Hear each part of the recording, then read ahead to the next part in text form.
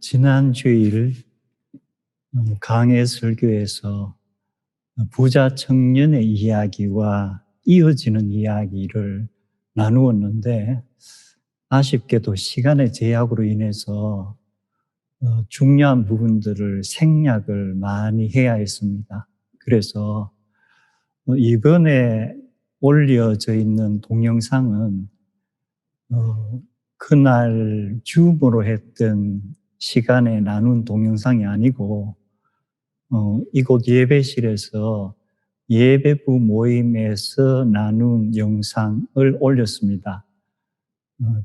주일에 나눈 이야기가 들어있지만 그때 나누지 못한 이야기들이 상당히 많은 분량이 올려져 있습니다. 그래서 주중에 여러분들이 그 동영상을 보시면은 전체적인 이야기를 이해하는데 도움이 될 줄로 생각합니다.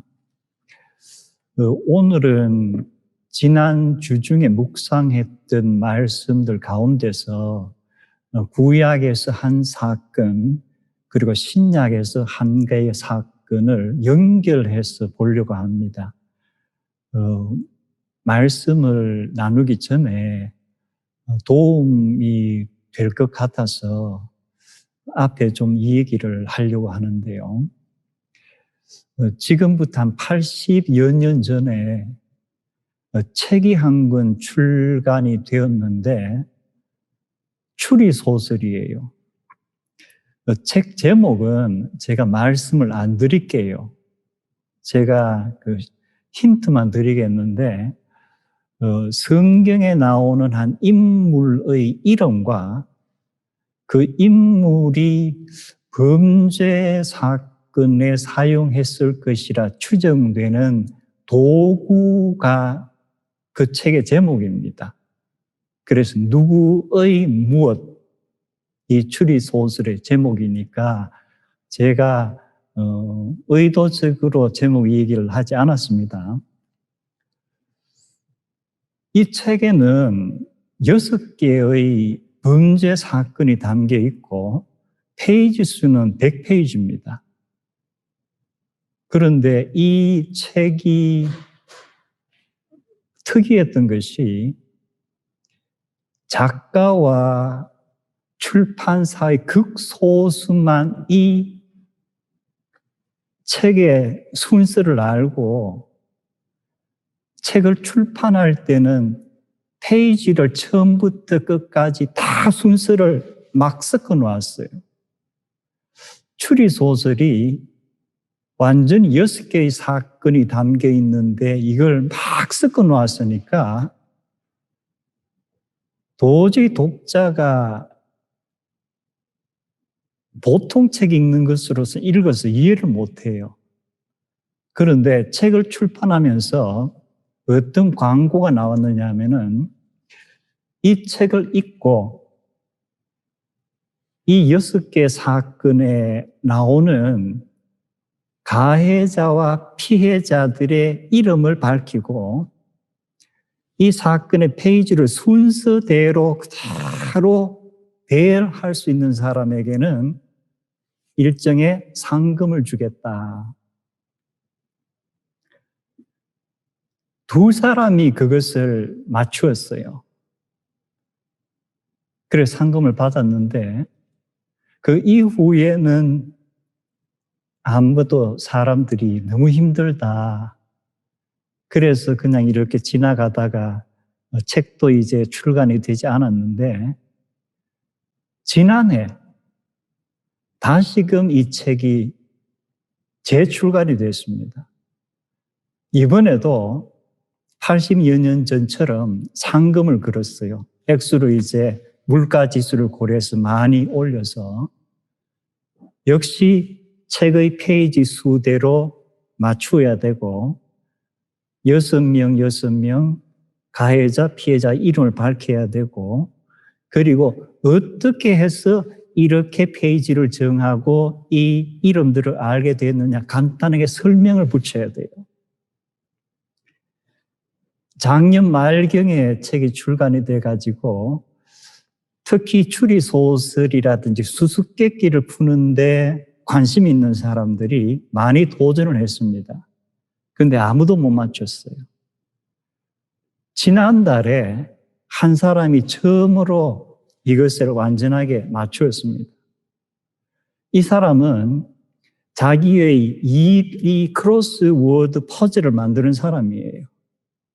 그리고 또 수수께끼 같은 것을 이렇게 모아서 책을 내는 전문 프로예요. 이 사람과 인터뷰한 기사를 제가 읽었는데 처음에 자기가 이러한 업종에 종사하면서도 그것을 처음 보았을 때 몇 번을 보았는데 도저히 이해를 못하겠더라. 아, 이건 내 능력 밖의 일인가 보다. 그런데 우연히도 코로나 사태로 인해서 자기가 밖에 나갈 수도 없고 사람을 만나러 갈 수도 없고 거의 집에 있어야 되기 때문에 또 보고 또 보고 6개월을 걸려서 그것을 맞추었다. 그래서 이 미스터리를 해결한 것은 우주가 나를 도와주었다 하는 표현을 썼어요.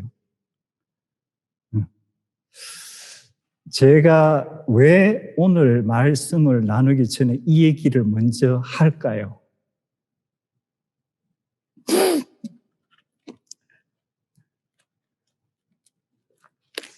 첫 번째 오늘 나눌 말씀이 구약 예레미야서인데요.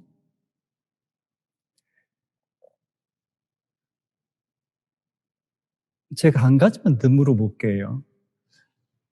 우리 개신교에서 사용하는 이 구약에는 39권으로 분류가 된 창세기부터 말라기까지 이 39권 중에서 단일 책으로 가장 분량이 많은 책이 뭔지 아세요? 창세기일까? 출애굽기일까? 아니면 이사야서일까? 제가 지금 말씀드리는 것은 장수를 이야기하는 게 아니고 장수는 이사야서가 굉장히 많죠. 분량으로 가장 많은 것. 예레미야서예요. 이사야서보다도 분량이 훨씬 많습니다. 에스겔서보다도 분량이 많고요. 뒤에 가면은 소선지자해가 12권의 책이 나오죠. 그 12권을 합친 것보다도 예레미야서의 내용이 더 많습니다. 그리고 또 하나는 예레미야서는 처음부터 끝까지 쭉 읽다 보면은 예레미야서의 내용들이 프로우즈, 우리가 흔히 쓰는 산문체가 쭉 있는데 많은 부분이 포에트리, 시적인 시가들이 나와요. 그리고 예레미야가 한 설교 내용 또는 강론이 나오고 그리고 하나님께로부터 받은 예언들이 또 들어있고 그 예언들 중에서 전후가 인간의 눈으로 현실 세계에서 볼 수 있는 어떤 도구나 물건들을 활용해서 하나님이 말씀을 전하게 하시기도 하고 때로는 환상으로, 즉 초자연적인 어떤 방법으로 전하기도 하고 그래서 첫 번째 예레미야서는 우리가 흔히 말하는 글의 어떤 장르에 있어서 엄청나게 많은 장르가 들어있어요. 그리고 더 힘드는 것은 예레미야서는 시대의 순서별로 나열이 되어 있는 게 아니에요. 예를 들어 예레미야가 몇 년부터 몇 년까지 한 4, 50년 활동을 했고 그 활동 기간에 하나님으로부터 어떤 말씀을 들었고 그것을 전하고 이것이 순서대로 기록이 된 것이 아니고 아까 제가 말씀드렸던 그 수리소설처럼 예레미야 1장부터 7장 한 중간 부분까지는 거의 순서대로 되어 있다가 그 다음부터는 순서가 없어요. 뒤에 있는 것을 사실은 시대별로는 당겨야 되는 것도 있고 앞에 있는 것이 뒤에 가야 되는 것도 있고, 그래서 제가 아까 왜 추리소설 이 얘기를 했느냐 하면은 예레미야서가 사실 처음부터 끝까지 공부를 하려면은 굉장히 chronological order를 정하기가 어려운 책이에요. 그리고 대부분의 예언서의 특징이 그래요. 오늘 제가 나누고자 하는 이 24장, 아까 그분은 추리소설을 6개월을 100페이지를 이렇게 맞추어서 상금을 받았는데 우리도 아직 코로나가 좀 남아있을 것 같아서 예레미야서를 한번 크로놀로지컬하게 맞춰보면 어떨까.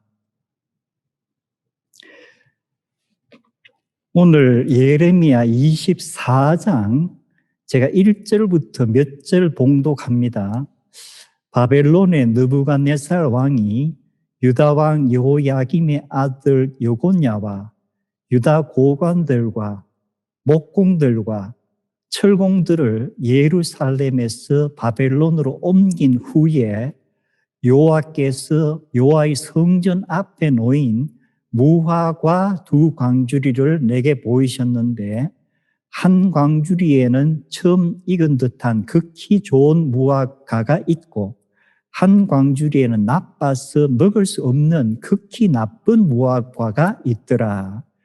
여호와께서 내게 이르시되 예레미야야 내가 무엇을 보느냐 하시매 내가 대답하되 무화과이온데 그 좋은 무화과는 극히 좋고 그 나쁜 것은 아주 나빠서 먹을 수 없게 나쁘니이다 하니 여호와의 말씀이 또 내게 임하니라. 이렇게 이제 쭉 말씀이 나옵니다. 이 시기가 정확하게 언제인가? 그냥 어느 날이라고 했기 때문에 정확한 날짜는 우리가 결코 알 수가 없습니다. 그리고 앞에 23장과 25장을 보면은 이 24장하고 서로 연결되지를 않아요. 그래서 이 24장이 과연 어디에 위치해야 시대 순으로 짜맞출 때 맞는가? 이것이 퀘스천이에요. 그래서 이것은 성경학자들이 일단 맡기고 아마도 제2차 느부갓네살 왕이 유다를 공격해서 3차 완전히 예루살렘이 함락될 때까지 그 사이 약 11년간의 기간이 있습니다. 아마 그 기간에 속하는 것은 확실한 것 같아요. 그런데 예레미야가 이제 하나님께서 뭘 보여주시죠? 예루살렘 성전 앞에 놓인 무화과 두 광주리를 보여주셨다. 그런데 성경학자들이 이제 의견이 갈립니다. 한편에서는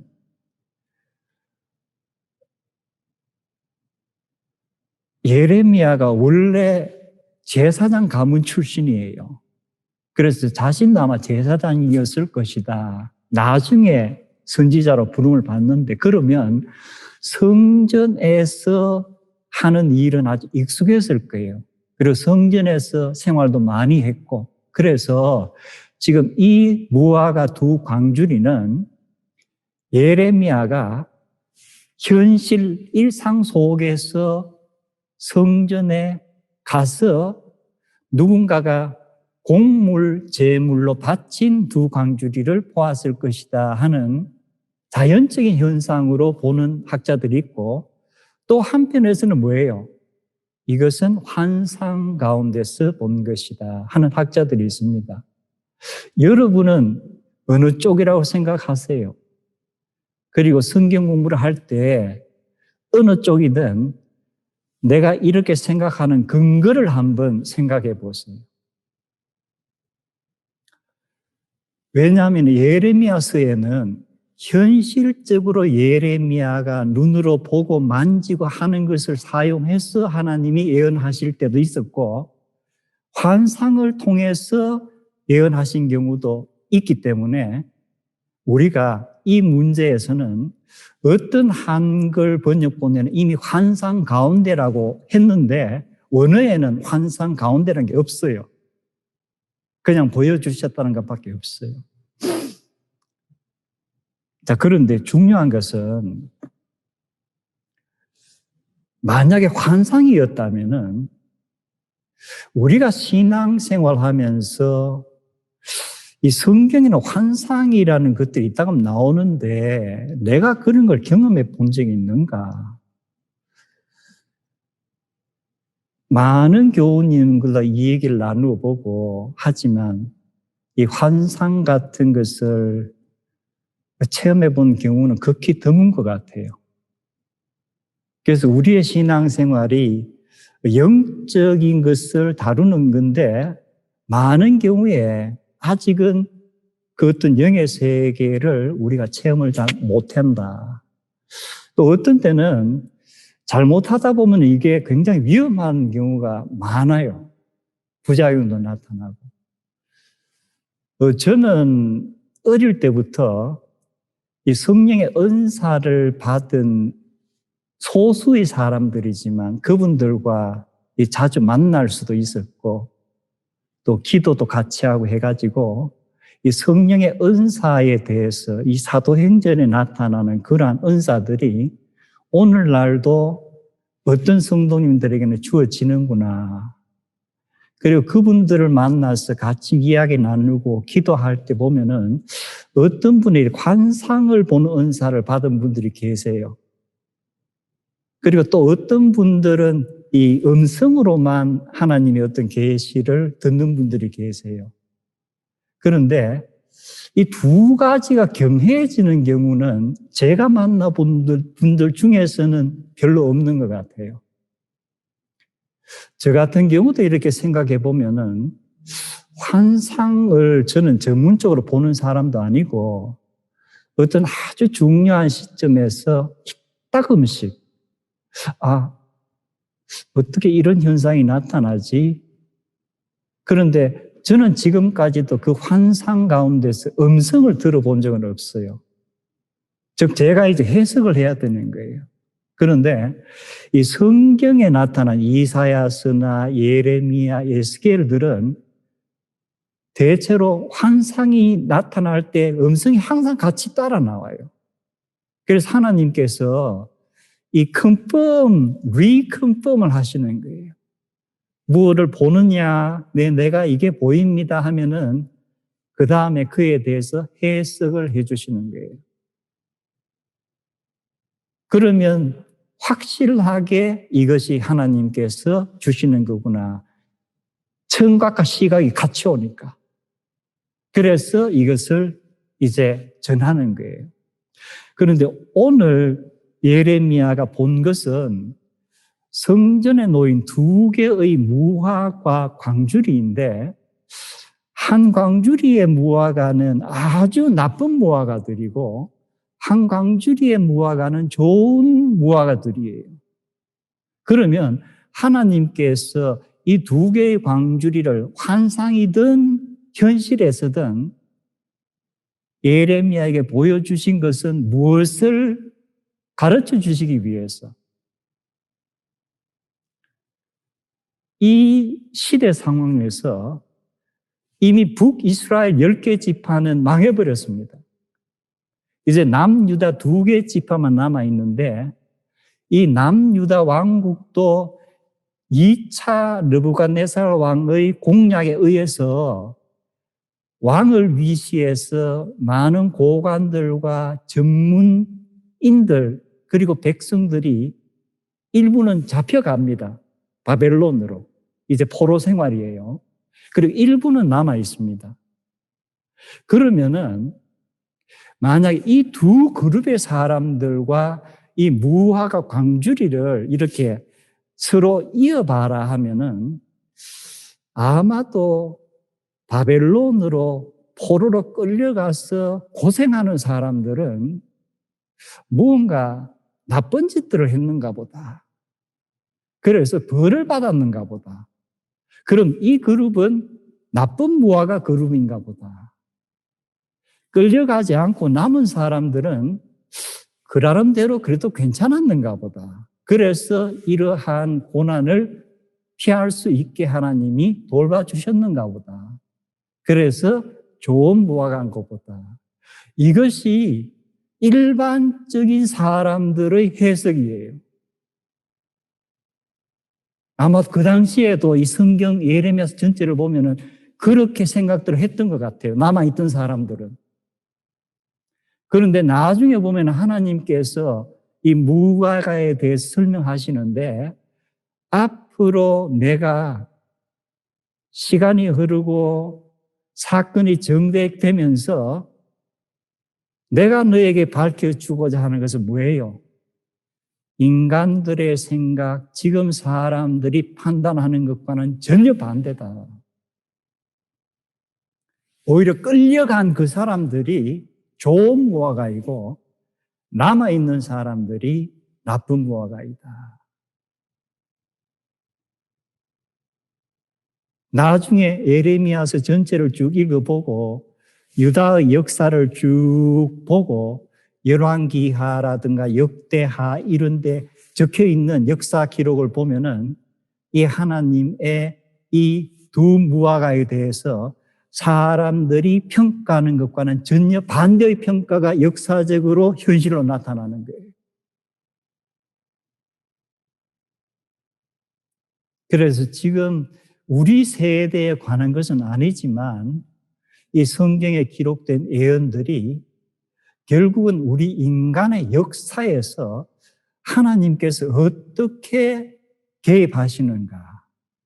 그리고 중요한 순간마다 많은 경우에 사람들이 판단하는 것과 하나님께서 판단하시는 것이 얼마나 다른가. 그래서 이사야서에서 너희와 나는 하늘과 땅과 같이 다르다. 나의 생각과 너희의 생각은 너무나도 다르다. 이것을 우리가 성경을 읽으면서 그리고 우리가 역사 속에서 살아가면서 오래전의 일이지만 오늘날도 이 일들이 우리에게 반복되고 있는 거구나.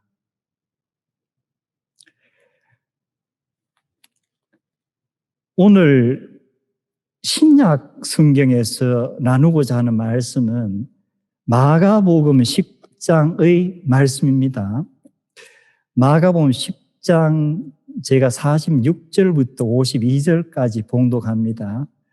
그리고 그들이 여리고에 이르렀더니 예수께서 제자들과 허다한 무리와 함께 여리고에서 나가실 때에 디메드의 아들이 맹인 거지 바디메오가 길가에 앉았다가 나사렛 예수시란 말을 듣고 소리 질러 이르되 다윗의 자손 예수여 나를 불쌍히 여기소서 하거늘 많은 사람이 꾸짖어 잠잠하라 하되 그가 더욱 크게 소리 질러 이르되 다윗의 자손이여 나를 불쌍히 여기소서 하는지라. 예수께서 머물러 서서 그를 부르라 하시니 그들이 그 뱅인을 부르며 이르되 안심하고 일어나라 그가 너를 부르신다 하매 맹인이 겉옷을 내버리고 뛰어 일어나 예수께 나오거늘 예수께서 말씀하여 이르시되 내게 무엇을 하여 주기를 원하느냐. 맹인이 이르되 선생님이여 보기를 원하나이다. 예수께서 이르시되 가라 내 믿음이 너를 구원하였느니라 하시니 그가 곧 보게 되어 예수를 길에서 따르니라.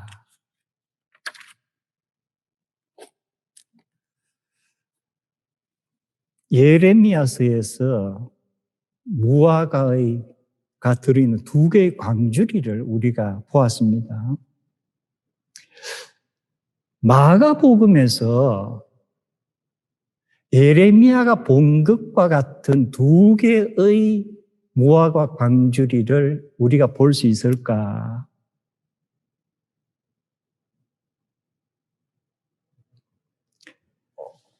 지난 2주 동안에 우리가 부자 청년의 이 얘기를 보았습니다. 좋은 무화과든 나쁜 무화과든 부자 청년을 하나의 광주리에 든 무화과라고 한다면은 복음서에서 이 부자 청년 무화과와 대조되는 무화과로 복음서 기자들이 택해서 기록한 이야기가 과연 무엇일까?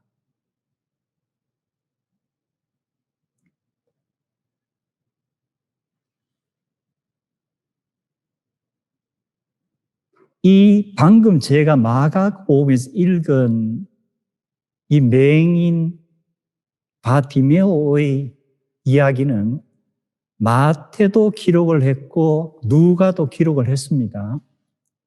그런데 역시 다른 부분들이 많아요. 첫 번째 마태는 맹인 두 사람이 등장을 합니다. 그리고 우리가 읽은 마가는 굉장히 내용이 많고 자세한데 마태는 이걸 굉장히 줄여놨어요.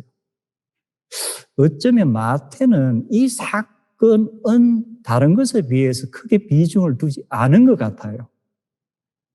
그럼 마태는 부자 청년과 이 맹인 디모데를 두 개의 광주리 무화과로 대조할 그러한 의도는 없었던가 보다. 그럼 누가복음은 어때요? 누가복음을 보면은 누가복음에는 부자 청년의 이 얘기가 있고 바로 그 다음에 이렇게 쭉 이어서 이 맹인의 이 얘기가 나옵니다. 그런데 누가복음에는 비슷비슷한데 맹인의 이름이 없어요. 그리고 아주 또 중요한 한 요소가 기록이 안 되어 있습니다. 그러면 누가는 부자 청년에 대조되는 다른 광주리의 이 얘기를 어디에서 찾으려고 했을까? 누가복음에는 바로 그 다음에 삭개오의 얘기가 나옵니다. 그리고 누가복음에는 부자 청년의 이야기 바로 앞에 예수님께 비유로 바리새인과 세리의 얘기를 하세요. 성전에 올라가서 기도하는 두 사람을 얘기하는데 어떻게 부자 청년은 바리새파일 가능성이 굉장히 많아요. 이 삭개오는 세리장이죠. 그리고 삭개오란 이름까지 밝혀놓은 것. 그래서 아마도 누가는 이 부자 청년을 한 광주리의 무화과로, 그러면 삭개오를 다른 광주리의 무화과로 대조했을 가능성이 많아요. 그럼 일반 사람들이 이 두 무화과를 볼 때는 어떤 거예요? 이 부자 청년은 아주 좋은 무화과예요. 세리장 삭개오는 아주 나쁜 무화과예요. 그런데 복음서에 나타난 결과는 어때요? 이 부자 청년은 그냥 떠나가 버리고 삭개오는 예수님으로부터 이 집에 구원이 이르렀도다 하는 약속의 말씀을 받는 거예요. 자, 그렇다면은 마가복음에는 삭개오의 얘기 자체가 없죠. 그리고 마가복음에는 맹인의 이름이 등장합니다.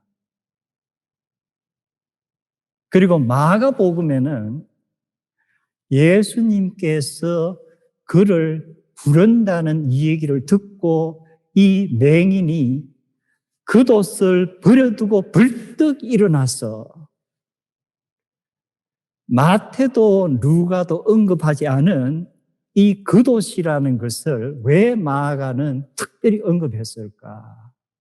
이 겉옷은 단순하게 걸치는 외투가 아니고 이 맹인 또는 거지들이 어떤 곳에 자리를 잡고 이렇게 깔아놓으면은 사람들이 지나가면서 동냥을 할 때에 거기에 담아서, 그건 일종의 뭐예요? 이 맹인의 생계 수단이에요. 그가 가지고 있는 소유물 중에서 가장 중요한 소유물이에요. 그런데 마가가 기록한 이 맹인의 이야기에서는 뭐예요?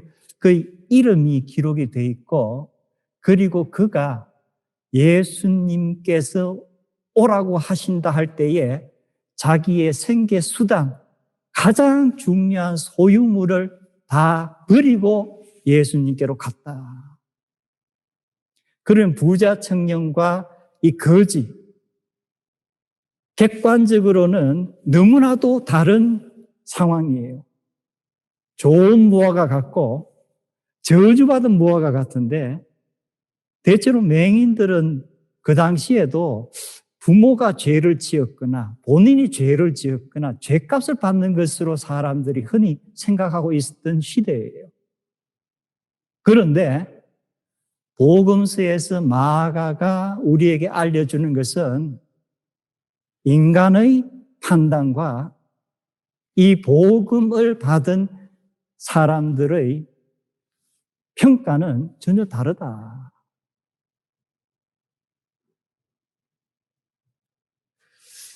그렇다면은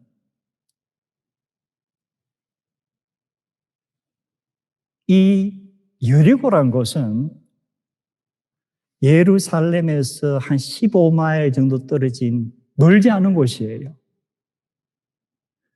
그럼 사복음서에서 제가 지난주 그리고 그 지난주 계속 말씀드린 것 중에서 예수님께서 길에 가시다 할 때 길의 의미, 예루살렘 십자가를 향해서 가시는 그 여정인데, 여러 곳을 지나면서 여리고의 당도에서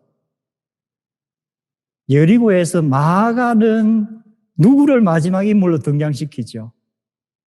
맹인 거지 바디메오를, 누가는 세리장 삭개오를 마지막 여정에 등장을 시켜요.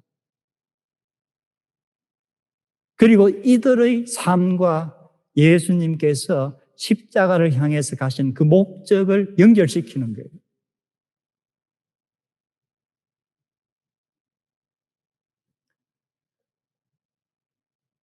삭개오가 또는 이 맹인 거지 바디메오가 나중에 그들의 신앙생활을 하면서 얼마나 오래 살았는지 우리는 알 수 없지만, 만약에 그들이 바울이란 인물이 등장을 했다는 것을 전해 듣게 되고, 바울이 여러 서신을 썼다는 것도 전해 듣게 되고, 그 서신들 가운데서 고린도 교회에 보낸 서신에서 바울이 그런즉 누구든지 그리스도 예수 안에 있으면 새로운 피조물이라. 이전 것은 지나갔으니 보라, 새 것이 되었도다. 란 그 말씀이 들어있었다면은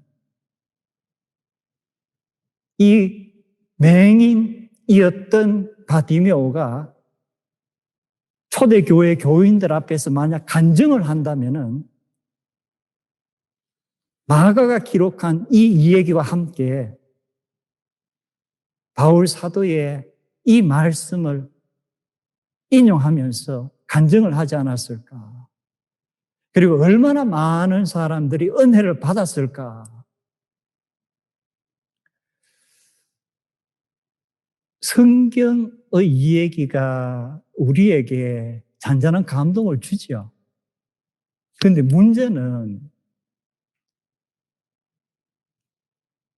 마가가 기록한 이 바디메오란 맹인이 눈을 뜨고 예수님을 따라가 너무나도 아름다운 이야기가 모든 맹인들에게 해당이 되는가?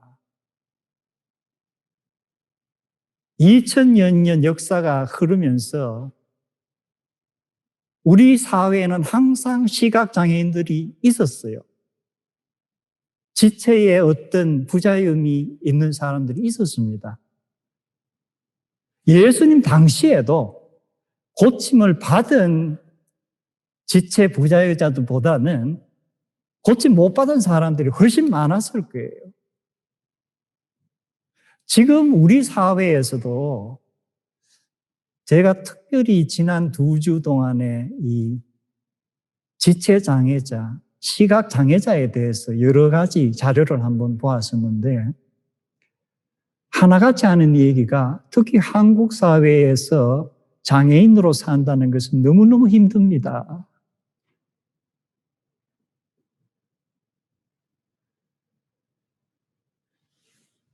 대부분의 장애인들에게 성경에 기록된 바디메오에게 있었던 이러한 놀라운 기적은 과연 있을까요? 그들이 처음에 이 말씀을 들었을 때에 희망도 가질 수도 있었을 것이고 나도 눈을 뜰 수 있지 않을까 하는 기대도 했을 것이지만 시간이 흐르면서 아무리 애를 쓰고 아무리 기도를 해도 내 눈이 뜨이지 않았을 때 그들의 믿음에 회의가 오지 않았을까? 좌절감이 들지 않을까? 이러한 사람들에게 과연 복음은 어떤 힘이 있는가?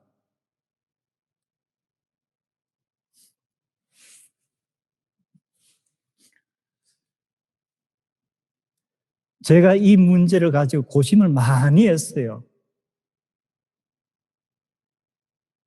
우리가 좋은 설교는 하기 쉽지만 답을 줄 수 없는 설교를 한다는 건 쉽지가 않아요.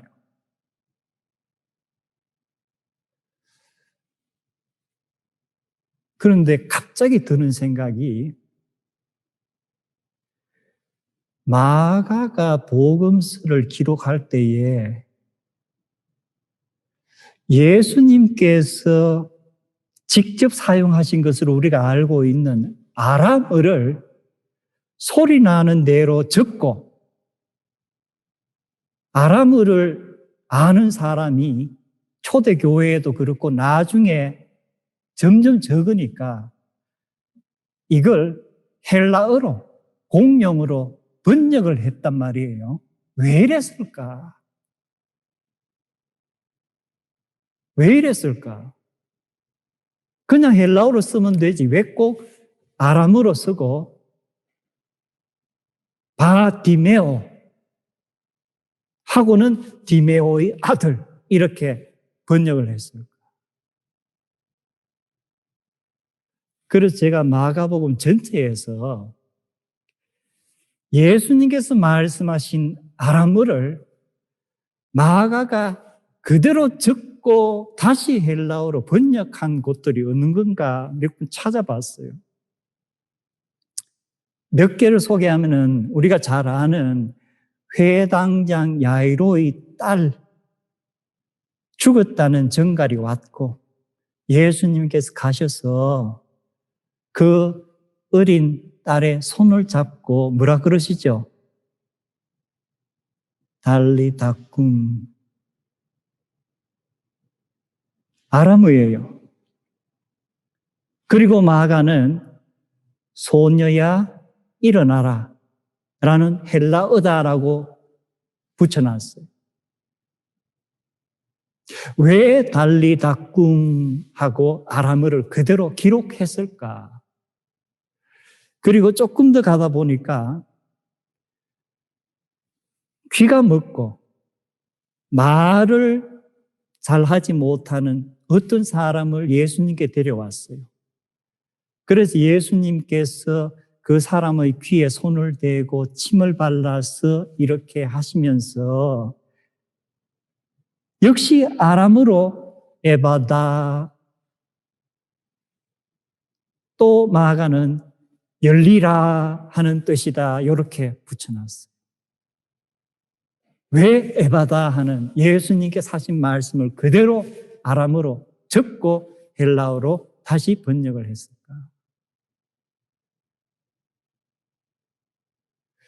우리가 가장 잘 알고 있는 예수님의 아람어는 엘로이 엘로이 라마 사박타니 하는 말씀이에요. My God, why have you forsaken me? 나의 하나님, 어찌하여 나를 버리시나이까? 마가는 왜 이 아람어를 그대로 소리 나는 대로 적고 이것을 헬라어로 다시 번역을 했을까? 이걸 이렇게 쭉 생각하면서 저에게 이렇게 느껴지는 게 있었어요. 뭔가 하니까 제가 읽어본 시각장애인 자료들 중에서 한 자매의 이야기가 있었어요. 이 자매가 1990 몇 년인가 초반에, 그때도 아마 한국에 수능시험이 있었던가 봐요. 전국 석차가 1% 아니라니까 아주 공부를 잘했던 것 같아요. 그래서 외교관이 되겠다고 마음을 먹고 연세대학교 불문학과로 들어갔어요. 그리고 그해 여름에 이 자매가 평소부터 이 턱뼈가 아래위가 잘 맞지 않아가지고 음식을 먹는데 굉장히 힘이 들었던가 봐요. 그래서 턱뼈를 이렇게 맞추는 수술을 했는데 수술 중에 사고가 났어요. 그래서 결국은 이 자매가 전신불구가 되고 앞을 못 보게 돼요. 한 8개월쯤 지나면서 이 운동신경은 조금씩 살아났는데 결국 앞은 못 보는 거예요. 그래서 이제 시각장애인으로서 여러 가지 간단한 것들을 배우고 4년 후에 다시 학교에 복학을 합니다. 그리고 나서 불어에서 외교관의 꿈을 그만두고 이제 철학으로 바꾸고 이렇게 하는데, 어느 날 기독교와 성성가 하는 그런 어떤 강좌가 있었던가 봐요. 그 강좌에 들어가서 교수님의 이 강의를 듣는데, 그때 교수님이 한 강의 내용 중에 고린도 후서 강의를 한 거예요. 그리고 거기에서 바울 사도가 그런즉 누구든지 그리스도 안에 있으면 새로운 피조물이라, 이전 것은 지나갔으니 보라 새 것이 되었도다.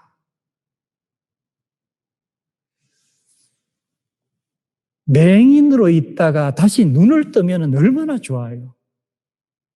그런데 20세 거의 초반까지 말짱한 정상인으로 시력을 가지고 있다가 갑자기 맹인이 되었을 때에 얼마나 힘들까. 그런데 그 수업 시간에 이 말씀이 이 자매의 가슴을 탁 울리는 거예요. 이 자매는 그때까지도 우리가 얘기하는 그 신자가 아니에요. 이 말씀이 그의 가슴을 치면서 수업이 끝나고 그때부터 그 교수님과 이 바울 사도의 말씀에 대해서 내가 알고 싶다. 제가 그 얘기를 쭉 읽어보면서 예수님께서 이 자매에게 마가를 통해서 어떤 메시지를 주실까?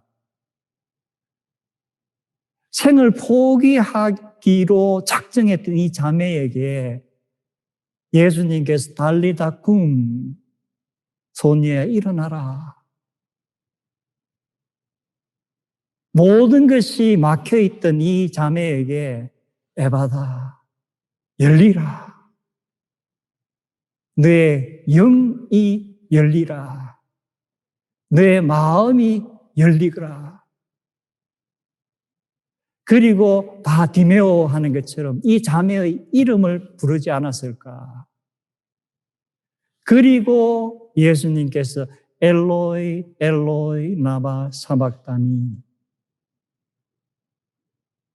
그 말씀을 통해서 너가 새로운 피조물이 된다는 그러한 메시지가 자매에게 전달되지 않았을까?